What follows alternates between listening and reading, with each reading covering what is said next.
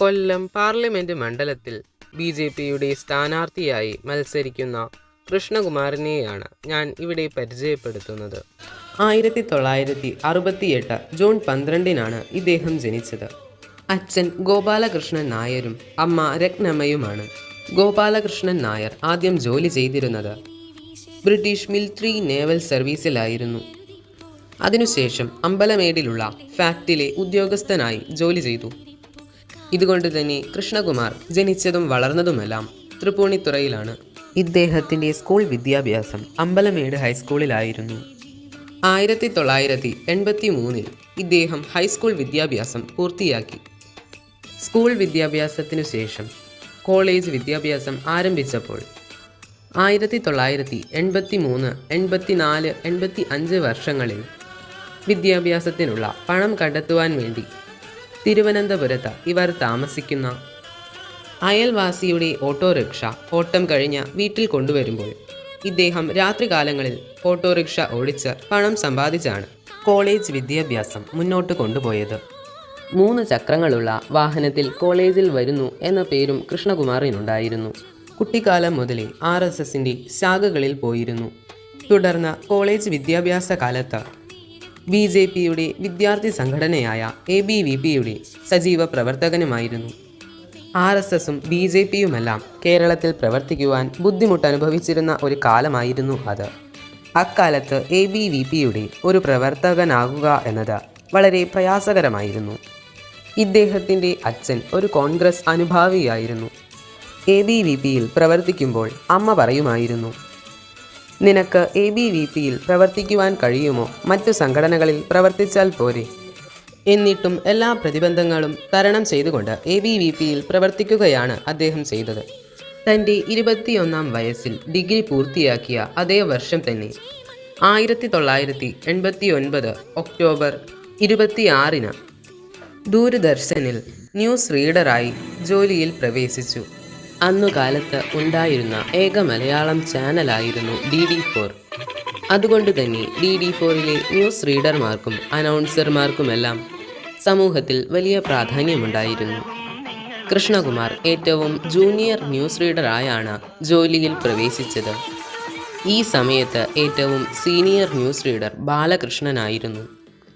ബാലകൃഷ്ണൻ്റെ വാർത്താവായന എന്നും ശ്രോതാക്കളുടെ മനസ്സിൽ മുഴങ്ങിക്കേൾക്കും. അത്ര ഗാംഭീര്യമാണ് ബാലകൃഷ്ണൻ്റെ വാർത്താ വായനയ്ക്ക്. ബാലകൃഷ്ണൻ താമസിച്ചിരുന്നത് കൊരട്ടി ഭാഗത്തായിരുന്നു.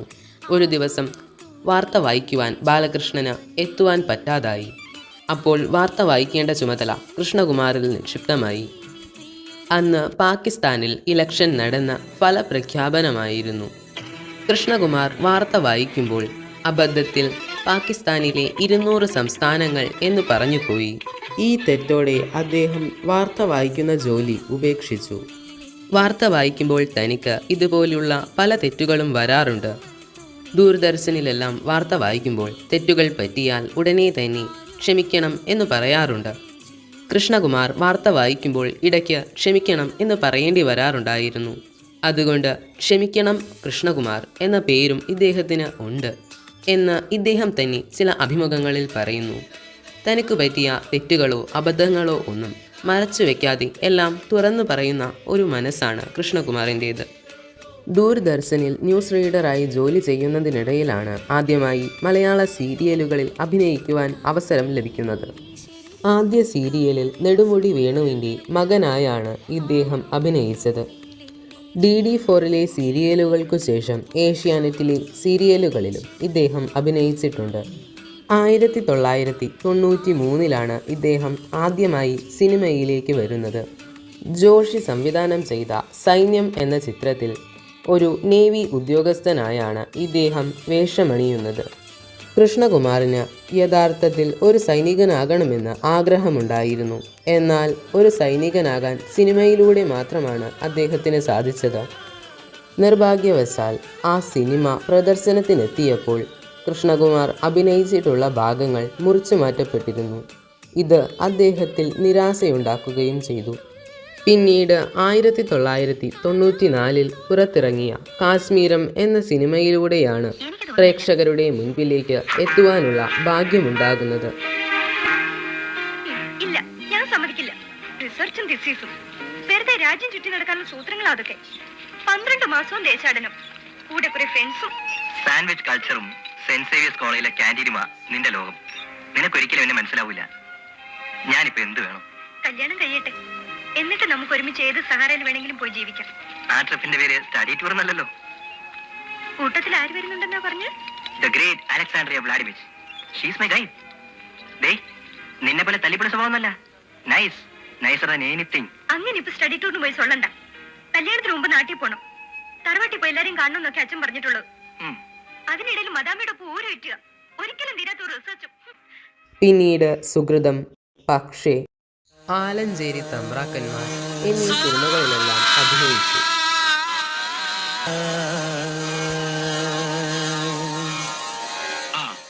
നൂറിലധികം സിനിമകളിലും 17-ലധികം സീരിയലുകളിലും ഇദ്ദേഹം അഭിനയിച്ചു. കാറ്റു വന്നു വിളിച്ചപ്പോൾ എന്ന സിനിമയിൽ ഇദ്ദേഹത്തിന് നായക വേഷം ലഭിച്ചു. ഒരു സംഘിയായതുകൊണ്ട് മാത്രം ഇദ്ദേഹത്തിന് സിനിമയിൽ ലഭിക്കേണ്ട ഒരുപാട് അവസരങ്ങൾ നഷ്ടപ്പെട്ടിട്ടുണ്ട്. ഇദ്ദേഹം മറ്റൊരു രാഷ്ട്രീയ പാർട്ടിയിൽ പ്രവർത്തിക്കുന്ന ആളാണെങ്കിൽ ഈ അവസരങ്ങളെല്ലാം ഇദ്ദേഹത്തിനെ തേടിയെത്തിയേനെ. മലയാളികൾക്ക് മറക്കാനാകാത്ത ഓർമ്മകൾ സമ്മാനിച്ച ഒരു സിനിമ കൂടിയാണ് കാറ്റു വന്നു വിളിച്ചപ്പോൾ. തമിഴിൽ ബില്ല 2, ദൈവത്തിരുമകൾ, മുഖംമൂടി തുടങ്ങിയ സിനിമകളിലും തെലുങ്കിൽ സല്യൂട്ട് എന്ന സിനിമയിലും ഇദ്ദേഹം അഭിനയിച്ചിട്ടുണ്ട്. 1994 ഇദ്ദേഹം തൻ്റെ ജീവിത സഖിയായ സിന്ധുവിനെ കണ്ടെത്തുന്നത്.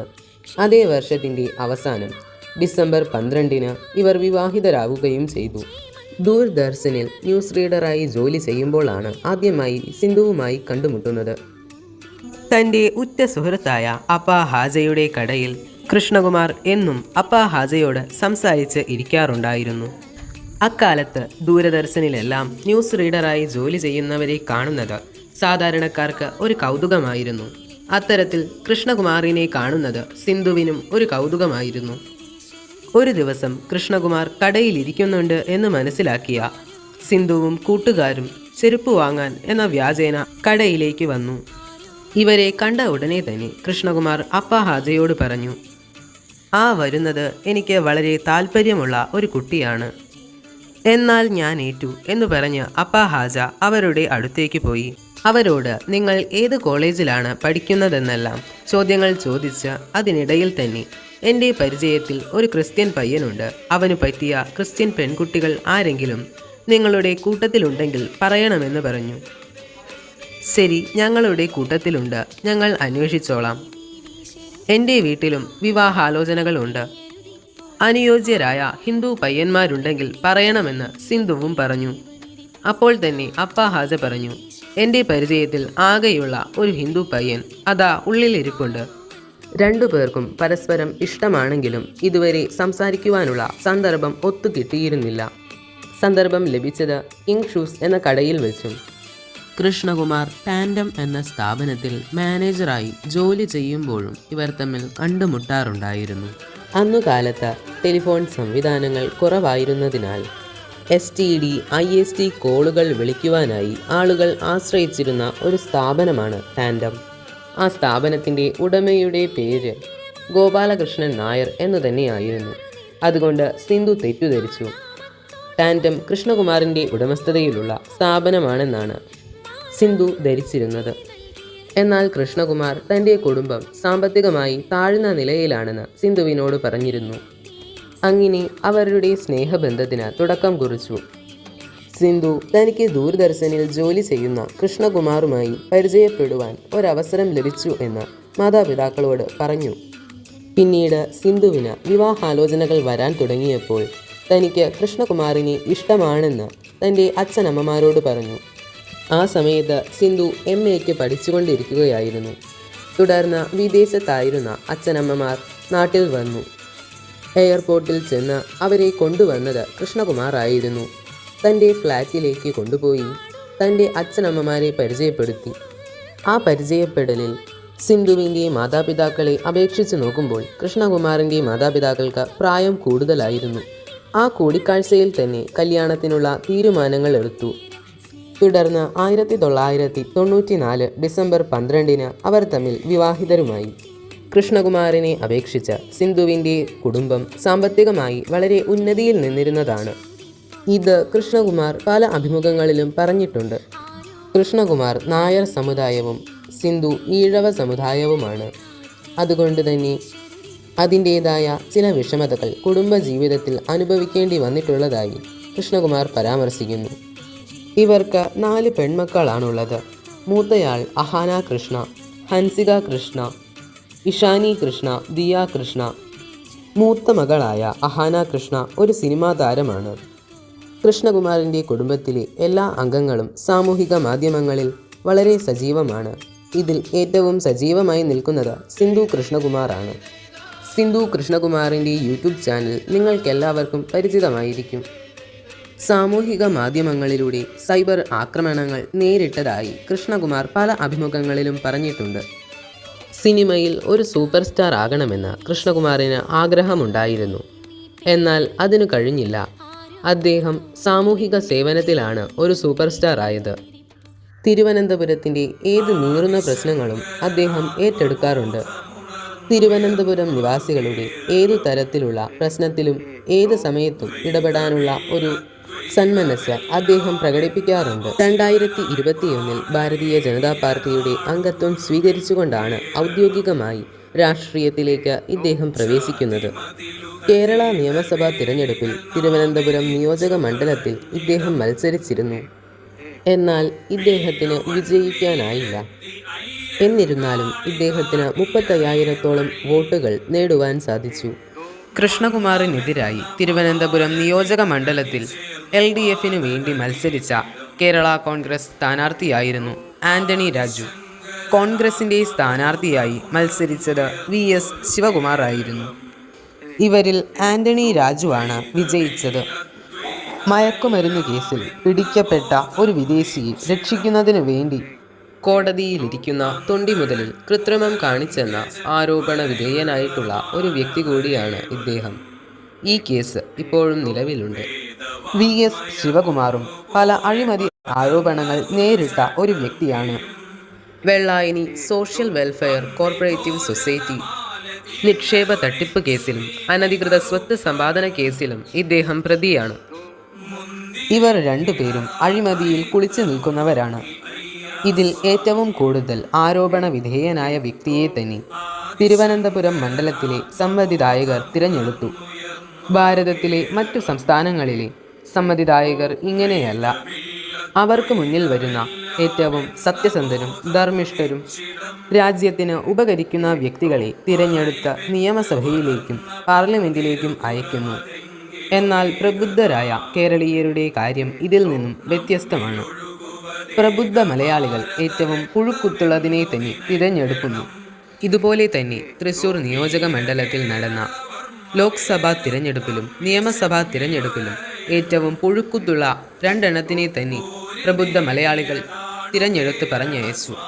ഇതുതന്നെയാണ് ഈ ശ്രീധരനും കുമ്മനം രാജശേഖരനുമെല്ലാം സംഭവിച്ചിട്ടുള്ളത്.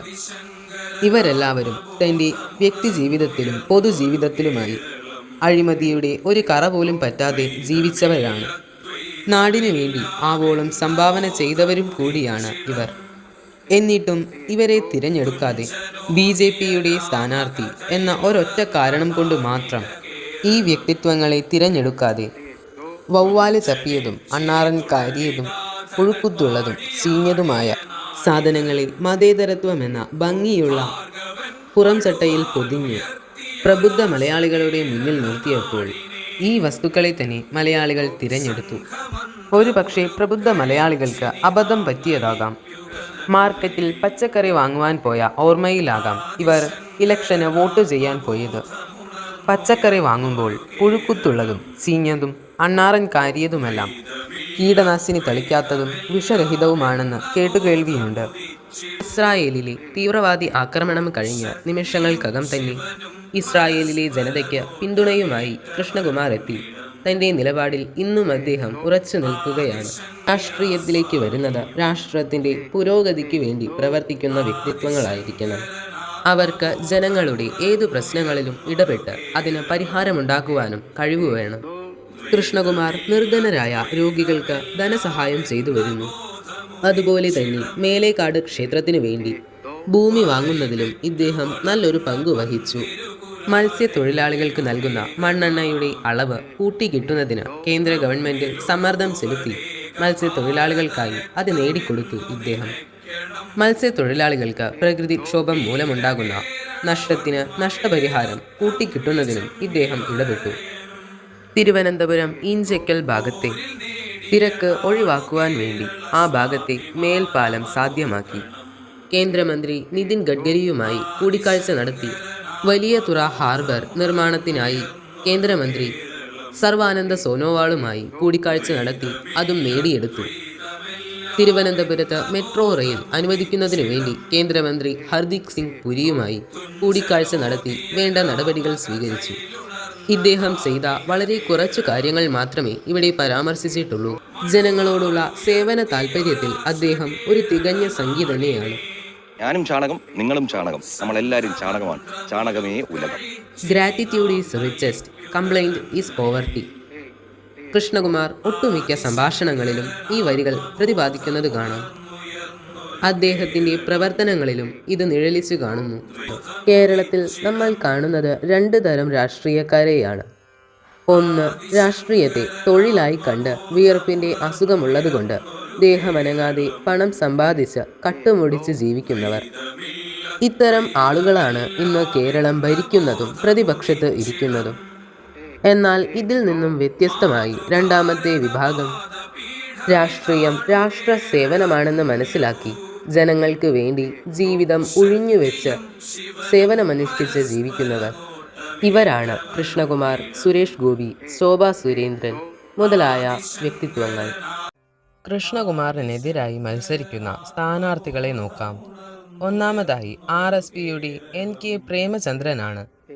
അദ്ദേഹം ഒരു MP ആയാൽ പ്രത്യേകിച്ച് കുഴപ്പങ്ങളൊന്നുമില്ലെങ്കിൽ പോലും അദ്ദേഹത്തിന് ചെയ്യാനാകുന്നതിൻ്റെ എത്രയോ ഇരട്ടി കാര്യങ്ങൾ കൃഷ്ണകുമാർ ഒരു MP ആയാൽ ചെയ്യുവാൻ സാധിക്കും. കൃഷ്ണകുമാറിൻ്റെ സ്ഥാനം ഒരു MP എന്നതിലുപരി ഒരു മന്ത്രി വരെ ആകാനുള്ള സാധ്യതയുണ്ട്. കൃഷ്ണകുമാർ ഇലക്ഷനിൽ ജയിച്ച് ഒരു കേന്ദ്രമന്ത്രിയായാൽ കൊല്ലത്തുകാരുടെ ഭാഗ്യം തന്നെയായിരിക്കും അത്. അടുത്തതായി CPMന്റെ സ്ഥാനത്തോട് മാത്രം ആർത്തിയുള്ള സ്ഥാനാർത്ഥി മുകേഷാണ്. തൻ്റെ ആക്ടിങ്ങും ദൈന്യതയും പെട്ടിയിലാക്കി പാർലമെന്റിലേക്ക് പോകുവാനാണ് ഇദ്ദേഹത്തിൻ്റെ പദ്ധതി. കൊല്ലത്ത് ഇദ്ദേഹം ഒരു MLA ആയി ഇരുന്ന സമയത്ത് ഒരു കാര്യം പോലും കൊല്ലത്ത് നടപ്പാക്കിയിട്ടില്ല. ശബരിമല സ്ത്രീ പ്രവേശനത്തിലും ആലപ്പുഴയിൽ PFI ഭീകരർ അവലും മലരും കുന്തിരിക്കവും വാങ്ങിച്ചു വെച്ചോ എന്ന കൊലവിളി മുദ്രാവാക്യം നടത്തിയപ്പോഴുമെല്ലാം പ്രേമചന്ദ്രനും മുകേഷുമെല്ലാം അതിനെതിരായി പ്രതികരിച്ചു കണ്ടില്ല. ഇവരെല്ലാവരും വളർത്തുന്നത് ഇസ്ലാമിസ്റ്റ് മതേതരത്വമാണ്. അതായത് ഹിന്ദുക്കളെയും ക്രിസ്ത്യാനികളെയും കേരളത്തിൽ നിന്ന് ഇല്ലായ്മ ചെയ്യുവാൻ വേണ്ടിയുള്ള മതേതരവാദം. ഇദ്ദേഹത്തോട് സഹായം അഭ്യർത്ഥിച്ച 10ാം ക്ലാസ്സിൽ പഠിക്കുന്ന ഒരു വിദ്യാർത്ഥി സഹായം അഭ്യർത്ഥിച്ച് വിളിച്ചപ്പോഴും തൻ്റെ അടുത്തുള്ള റോഡിൻ്റെ ശോചനീയാവസ്ഥ ബോധ്യമാക്കുവാൻ വിളിച്ച യുവാവിനോടും സപ്ലൈകോയിൽ ജീവനക്കാരില്ല എന്ന് പറയുവാൻ വിളിച്ച സാമൂഹിക പ്രവർത്തകനോടുമെല്ലാം ഇദ്ദേഹം എത്ര മോശമായാണ് പെരുമാറിയതെന്ന് നമുക്കെല്ലാവർക്കും അറിയുന്നതാണ്. ഒരു കുട്ടിയോടുപോലും പെരുമാറാൻ അറിയാത്ത കോമാളി വേഷങ്ങൾ ചമഞ്ഞു നടക്കുന്ന ഒരു പൊട്ടനെയാണോ നമുക്ക് പാർലമെന്റിലേക്ക് അയക്കേണ്ടത്? അതിന് ഭയങ്കര ബുദ്ധിമുട്ടാണ്. മഴ പെയ്ത് കഴിഞ്ഞാൽ പിന്നെ ഒട്ടും വരാൻ പറ്റത്തില്ല. കുഴി ഇങ്ങനെ ആയതുകൊണ്ട് ഓട്ടോ വിളിച്ചാൽ പോലും വരത്തില്ല. അപ്പുറത്തൂടെ കറങ്ങിയാണ് പോകുന്നത്. ഈ വഴി കൊള്ളത്തില്ല, അതുകൊണ്ട് നമുക്ക് ഇതിൽ കൂടെ വരാൻ പറ്റത്തില്ല. അതുകൊണ്ട് പിന്നെ അപ്പുറത്തെ വഴി കൂടെയാണ് പോകുന്നത്. ഇത് നമ്മൾ കുറേ വർഷങ്ങളായിട്ട് ഇങ്ങനെ കിടക്കുവാണ്. ഇതിൻ്റെ ഇടയ്ക്ക് വെച്ച് റെഡിയാക്കിയതായിരുന്നു. എന്നിട്ടും അതേ രീതിയിലാണ്. അടുത്ത് SNDP സ്കൂളൊക്കെ ഉള്ളതാണ്. ഒരുപാട് കുട്ടികളൊക്കെ പഠിക്കുന്നതാണ്. ഈ റോഡിൽ കൂടെ തന്നെ ആ പിള്ളേർ പോവുകയും വരികയും ചെയ്യുന്നു. നമുക്ക് തന്നെ ഭയങ്കര ബുദ്ധിമുട്ടാണ് വണ്ടി യാത്ര ചെയ്യാനും കൊണ്ടുപോകാനും എടുക്കാനും. സ്വന്തം വീട്ടിന് മുൻപിലത്തെ റോഡ് പ്രശ്നം പരിഹരിക്കാൻ കഴിയാത്ത MLA എങ്ങനെ ഒരു പാർലമെന്റ് മണ്ഡലത്തെ മുഴുവൻ വികസന കുതിപ്പിലേക്ക് നയിക്കുമെന്നാണ് നാട്ടുകാർ ചോദിക്കുന്നത്. ജനം, കൊല്ലം. മണ്ഡലത്തിലെ ആവശ്യങ്ങൾ ഉന്നയിക്കുവാൻ ഭാഷ അറിയില്ലെങ്കിലും ഇദ്ദേഹത്തിൻ്റെ പക്കൽ ആക്ടിംഗ് ഉണ്ട്. എന്നാൽ ഇത്ര നാളായിട്ടും സ്വന്തം വീടിൻ്റെ മുന്നിലുള്ള റോഡ് നന്നാക്കാൻ കഴിയാത്തവൻ എങ്ങനെയാണ് ഒരു പാർലമെന്റ് മണ്ഡലത്തിൻ്റെ ആവശ്യങ്ങൾ നേടിയെടുക്കുക? ഇലക്ഷൻ സമയത്ത് LDF നിങ്ങളുടെ മുൻപിൽ കൊണ്ടുവരുന്ന ഓരോ സ്ഥാനാർത്ഥികളെയും ഒന്ന് ശ്രദ്ധിച്ചാൽ നിങ്ങൾക്ക് മനസ്സിലാകും. നിങ്ങളെ ഏറ്റവും കൂടുതൽ പരിഹസിക്കുന്ന രീതിയിലുള്ള സ്ഥാനാർത്ഥികളെ തന്നെയാണ് നിങ്ങളുടെ മുന്നിലേക്ക് അവർ കൊണ്ടുവരുന്നത്. ഇവരെല്ലാവരും പക്കാ വിവരദോഷികൾ തന്നെയായിരിക്കും. ശ്രീമതി ടീച്ചറിൻ്റെയും ശൈലജ ടീച്ചറിൻ്റെയും എല്ലാം കാര്യങ്ങൾ ഞാൻ പറയേണ്ടതില്ലല്ലോ. വാ തുറന്നാൽ ഇവരിൽ നിന്നും വിവരക്കേട് മാത്രമേ നിർഗളിക്കുകയുള്ളൂ. ഇത്തവണയെങ്കിലും നിങ്ങൾ വോട്ട് ചെയ്യുമ്പോൾ ഓരോ സ്ഥാനാർത്ഥിയെയും നല്ലവണ്ണം വിലയിരുത്തിയ ശേഷം മാത്രം വോട്ട് കുത്തുക. പ്രത്യേകിച്ച് ഈഴവ സമൂഹമാണ് ഇത്തരത്തിൽ ശ്രദ്ധിക്കേണ്ടത്. കാരണം നിങ്ങൾക്ക് ഒരു നാശമുണ്ടെങ്കിൽ അത് CPMലൂടെ തന്നെയായിരിക്കും. ഇത് ശ്രീനാരായണ ഗുരുദേവന്റെ ഒരു ശാപം തന്നെയാണ്. കാരണം ശ്രീനാരായണ ഗുരുദേവനെ അത്രയ്ക്കധികം ഇവർ അവഹേളിച്ചിട്ടുണ്ട്.